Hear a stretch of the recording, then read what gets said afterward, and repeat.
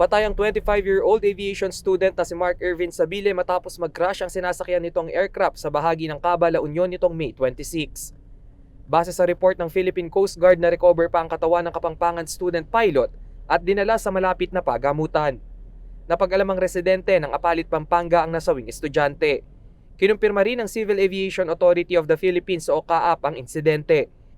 Nagsasagawa umano ng solo cross-country flight ang student pilot na sakay ng Tecnam P-2010 plane. Galing ang estudyante sa Iba Airport sa Zambales na dadaan sana sa La Union Airport at Lingayen Airport bago muling bumalik sa Zambales. Si Sabile ay estudyante ng First Aviation Academy sa Subic.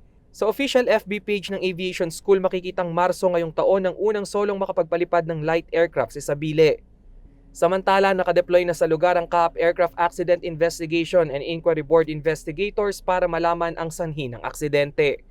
Rainiel Pawid, CLTV News.